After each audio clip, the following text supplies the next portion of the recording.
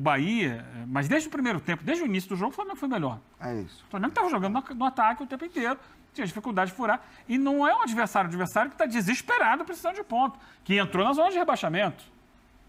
Então é um Bahia que precisa. E o Rossi deu uma entrevista depois do jogo falando sobre essa troca de treinador.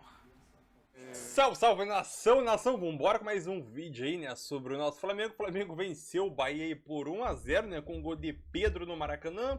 Teve em média 50 mil pessoas, não foi aquela atuação grandiosa do Flamengo, mas o resultado foi muito importante, né. A partida teve alguns lances polêmicos aí, né, na visão de algumas pessoas e outras não. Os lances polêmicos, obviamente, foi a expulsão do Canu, aí fica no critério de cada pessoa, na opinião de cada pessoa, foi para a expulsão ou não, e ainda a situação do pênalti em cima do Bruno Henrique que o Pedro acabou convertendo. Na sua opinião, foi pênalti ou não, né? Deixa aí nos comentários, o seu like também ajuda demais. E vambora para mais um vídeo aí, mais um debate sobre essa partida do Flamengo. E o Flamengo venceu e momentaneamente entrou no G4. Primeiro jogo após a saída do Careca, né? Careca, famoso Sampaoli. Bora, deixa seu like para ajudar aí. Com muito torcedor que fala, não dá pra ser treinador posicional do Flamengo. Aí eu, não é assim, se você fazer bem feito, dá pra fazer. Mas, gente, realmente o Flamengo, todo treinador que ele pegou com essa característica, a coisa não anda, velho, não sei o que acontece. Eu acho que talvez a dinâmica do jogador ter a liberdade de criar quando ele tem a qualidade que tem um elenco do Flamengo, mas traga o posicional um ganho. Você tem liberdade, que é uma outra questão. Ela tem a liberdade no momento certo. Existem então, é uma liberdade, com medidas, né? É isso. Você tem liberdade em alguns momentos e não tem outros. Mas também caiu, ali caiu técnico posicional, não posicional. Renatão também caiu, começou... mas o desempenho foi pior nos posicionais, isso é um fato. Você pega a história recente. Os posicionais foram mais criticados, né? Eles caíram mais, assim, de uma maneira... Já caíram tarde. Você sabia que eles já tinham morrido ali no cargo, que foi o que aconteceu agora na última vez com o Sampaoli. Mas realmente, porque você pode falar assim, hoje o Flamengo, dentro do que tinha que fazer, competiu contra o Bahia. Já tinha competido com o Sampaoli no segundo jogo da final contra o Flamengo. Acho que não vi nada assim da água para o vinho. Mas realmente competiu no jogo de hoje? Porque o gol foi de pênalti. Ele enfrentou um adversário. O adversário tinha um a menos. O Bahia, mas desde o primeiro tempo, desde o início do jogo, o Flamengo foi melhor. É isso. O Flamengo estava jogando no ataque o tempo inteiro, tinha dificuldade de furar. E não é um adversário que está desesperado precisando de ponto, que entrou na zona de rebaixamento. Então é um Bahia que precisa. Quem gostou foi o Vasco, né? De novo, né? O Vasco gostou dos suspensos do São Paulo. E gostou do Flamengo. O Vasco tá que nem o Botafogo, ganhando muito ponto sem jogar. É isso, você fala isso, é verdade. Mas é que não é sem jogar. O Vasco tem feito os pontos dele. Também. Não adianta só os outros ajudarem. Assim como o Botafogo também fazia. Se ele não conseguir se ajudar. O Vasco, se você fizer um recorte das últimas 8 rodadas, ele é o time que tem mais pontos. Sim. Então, assim, quando você faz o seu dever de casa, o que está em volta te ajuda. E jogando muito bem.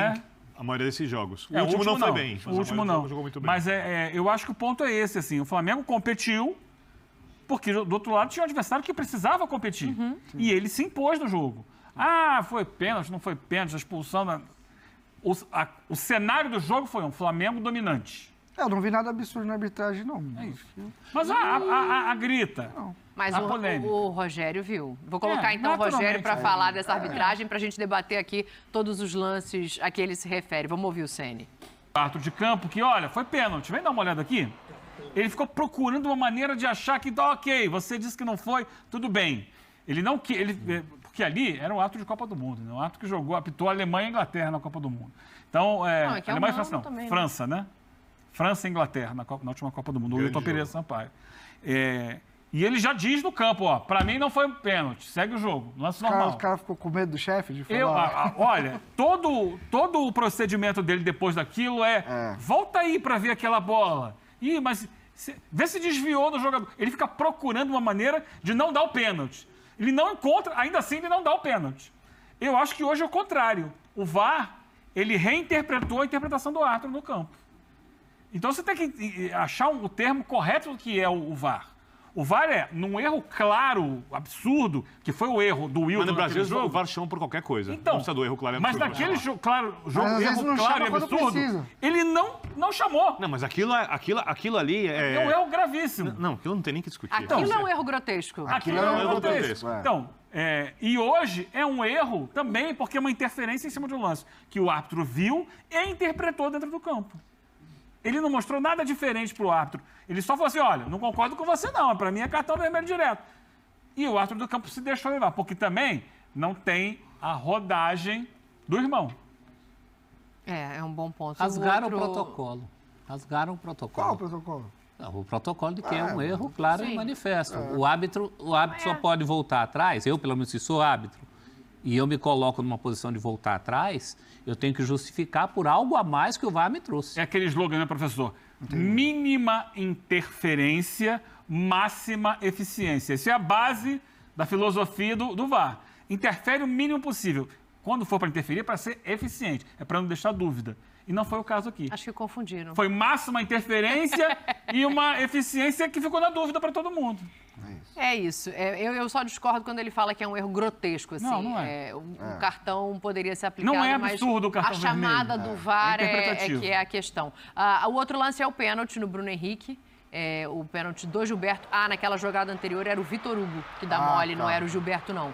E aí agora sim é o Gilberto quem faz o pênalti. Para mim, pênalti. Ele pega No o Bruno pé Henrique. do Bruno Henrique. Para mim também. Se ele pega o pé, pênalti. Foi sem querer, foi na sequência da jogada. Sem querer Não, também sem é querer não conta. A questão é se o toque dele foi suficiente para derrubar o Bruno Henrique. Na verdade, num tom ameno, muito bem observado pelo Eugênio Leal, mas reclamando de situações que, assim... E ele vai bem quando ele fala que ele não reclama do árbitro, né? Ele fala da equipe e tal. Ele foi muito bem nesse sentido também. Porque é isso, né? O VAR poderia não ter chamado no lance do cartão, mas não é um absurdo dar o cartão vermelho. Acho que essa é a conclusão. Sim. O Rossi deu uma entrevista depois do jogo falando sobre essa troca de treinador. Primeiro, muito feliz pela vitória do time.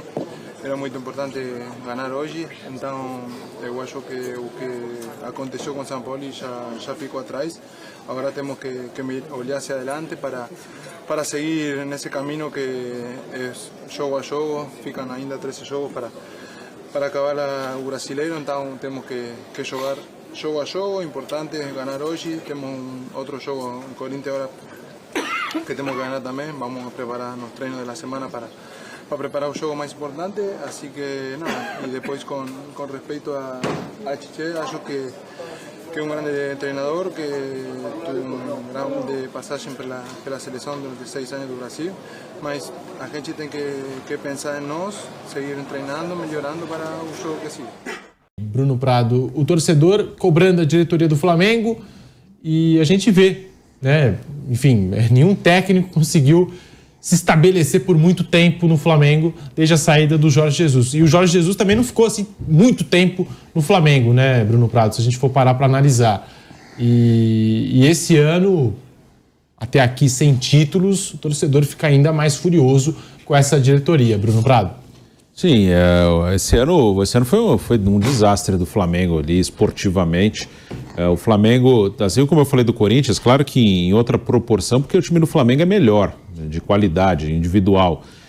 Mas em nenhum momento do ano você pode dizer, não, aqui nesse momento o Flamengo jogou bem, com frequência.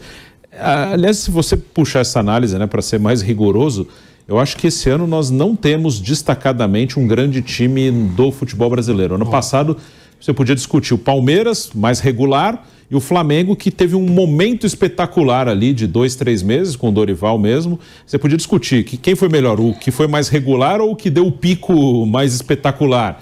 Esse ano não tem. Esse ano teve um momento do Botafogo, teve um momento do Fluminense, teve um momento ali na Copa do Brasil, na reta final do São Paulo.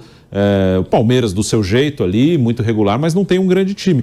Mas o Flamengo, que era o que a gente esperava ali, pelo que ganhou nos últimos anos, pelo poder de investimento, pelos jogadores que tem, fez um ano ruim do início ao fim. O Flamengo não tem nenhum bom momento ali na temporada. Quem sabe aí com um novo técnico de novo, o Flamengo possa dar uma arrancadinha no final, não para ser campeão, mas pelo menos para terminar de maneira digna o campeonato. mas realmente uma temporada muito abaixo do Flamengo. Você pega um ou outro jogo, mas depois não dá sequência. Quem ganha do Botafogo no Engenhão, primeira derrota do Botafogo em casa, jogou bem aquele jogo. Mas no jogo seguinte já joga mal de novo, já tropeça, já não consegue dar sequência. Então o Flamengo, esse ano, viveu de um ou outro jogo bem esporádico, mas em nenhum momento teve uma boa sequência. Flamengo 1, Bahia 0, gol de pênalti marcado por Pedro. E um pênalti polêmico, muita reclamação aí nas redes sociais. Eu, sinceramente, não vi o toque no Bruno Henrique, mas tem muita gente aí nas redes sociais puxando esse lance, pegando em câmera lenta e tal. Vampeta, Piperno e Bruno Prado. Tá aí até o lance pra gente poder analisar nessa edição do Canelada. Foi pênalti pro Flamengo? Tem um lance por trás. Esse lance aí é meio complicado, mas diz que tem um lance, uma imagem por trás que é o Gilberto, né, ali, né? Pega o pé do Bruno Henrique. Hoje no apito o Sávio Pereira Sampaio, também muito criticado aí nas redes sociais. Fábio Piperno, lance polêmico, o torcedor do Bahia tá na bronca e o Bahia que tá nessa briga aí, time que precisa de pontos e se vê prejudicado por conta desse lance. Piperno. Eu teria marcado o pênalti, mas eu não teria antes expulsado o Canu. Veja, eu também tive muita dúvida, né? Mas para mim o que ajuda a denunciar o pênalti, inclusive, é a pisadinha do jogador do Bahia depois, ó. Isso aí é típico de quem bateu em alguma coisa, ó. Ele não consegue apoiar imediatamente. Dá uma pisadinha no chão, aí volta, ó. Para você, Bruno Prado. Essa é uma boa observação no Piperno, porque assim, tem um contato, eu fiquei na dúvida se foi o suficiente para derrubar, se foi de raspão ali, um contato que não derrubaria o jogador, mas realmente o Gilberto fica com dor no pé ali, ó, ele fica pulando com o pé só, né? Porque doeu alguma coisa, doeu o pé dele. Então esse é um bom sinal, porque a imagem não é tão clara assim. Que tem que encosta, mas aí é difícil saber se raspou, mas realmente essa dor aí no pé do Gilberto... Aí o Gilberto fica assim, achando que o juiz vai dar falta do Bruno Henrique nele. Vai dar uma solada. Foi ao contrário. Pra mim, obviamente que foi pênalti, né? Obviamente que foi pênalti em cima do Bruno Henrique. E o Piperno, ele teve uma percepção muito boa ali de observar o jeito que o Gilberto está, né? Vamos dizer que o Gilberto reagiu após ele chutar a sola do pé, vamos dizer assim, né? Chutar o pé do Bruno Henrique, né? Aquela cara de dor, aquele semblante de dor, e principalmente ele não conseguia apoiar o pé após o chute, né? Após ele cometer o pênalti. Ele não conseguia apoiar o pé no chão. Isso claramente ficou nitidamente ali pelo semblante dele e por ele não conseguir pisar o pé, que ele chutou alguma coisa, né? Teve algum contato, né? Mas o pênalti foi claramente a expulsão. Eu ainda toco no ponto que pra mim é muito duvidoso. A expulsão, obviamente, isso é opinião de cada pessoa, né? Mas o que vale é a opinião do árbitro lá dentro de campo, que foi chamado pelo VAR também. Mas eu ainda continuo achando que não era pra ter sido expulso. Mas cada um tem sua interpretação do lance, né?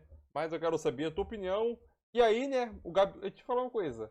Eu botei essa parte aí da tela aí, que é do Globo Esporte, né? O Globo Esporte, ele fez uma avaliação de todos os jogadores do Flamengo nessa partida, né? E a nota do Gabigol do público, a nota do Gabigol em relação ao público é a menor de todas, 3,5, meu filho. O Gabigol, a cada jogo que vai passando, né? A cada jogo que ele não vai rendendo, o Gabigol ele vai perdendo mais credibilidade com o torcedor. Sinceramente, o que ele fez está marcado na história. O que ele jogou, o que ele é ídolo, sim. Só que a cada jogo, aquele amor que a torcida tinha por ele vai diminuindo. Pelos deboches dele, pelas atuações dele, que fala que o romance entre ele e a torcida do Flamengo é amor e ódio, sei lá o que. Então é aquilo. A cada atitude dele, aquela idolatria que ele tinha, vai diminuindo. Mas o cara é ídolo, sim, o que ele fez ficou na história, mas não pode viver de passado. Porque, nitidamente, pra mim, o Gabigol, ele vive de passado, né? Então a gente vê aqui nota de 16 jogadores e o técnico. Cebolinha 5, a nota do público. Não vou dizer nem a nota do Globo Esporte, mas a nota do público, né? Gabigol 3,5, Pedro 5,7, Vitor 4,3, Ribeiro 7,5, Gerson 6, Luiz Araújo 5, Thiago Maia 3.7. Foi a menor nota do Gabigol, né? O Gabigol teve incrivelmente a menor nota, né? E a avaliação aqui do Globo Esporte chega a ser até engraçado, né?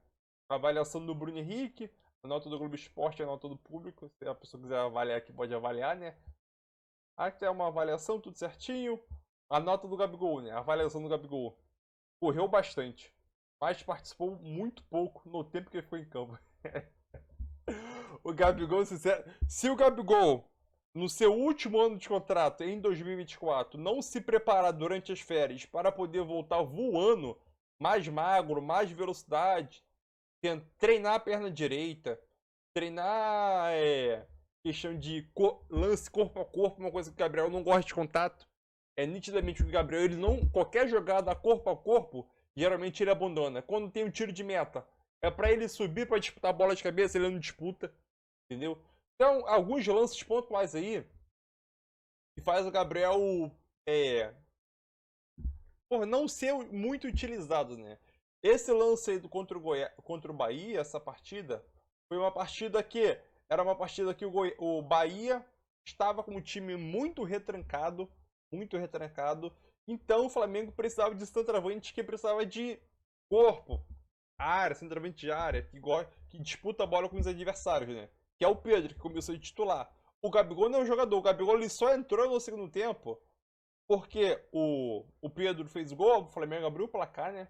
Então já estava ganhando, sendo assim, forçava o Bahia a sair para buscar o resultado e gerando espaço para o Flamengo. E o ponto também importante aí sobre o Pedro, né? Porque o Pedro se machucou. Então, na batida do pênalti, o Pedro sentiu o adutor da coxa e pediu substituição, né? Quem disse isso foi o próprio técnico Mário Jorge na coletiva, né? Ele disse que o Bruno Henrique e o Pedro se machucaram, né? O Pedro no adutor e o Bruno Henrique na sola do pé, né? Sentiram mais incômodo aí e pediram substituição os dois, né? Mas é isso aí e tamo junto, nação. Deixe seu like, e sua opinião também.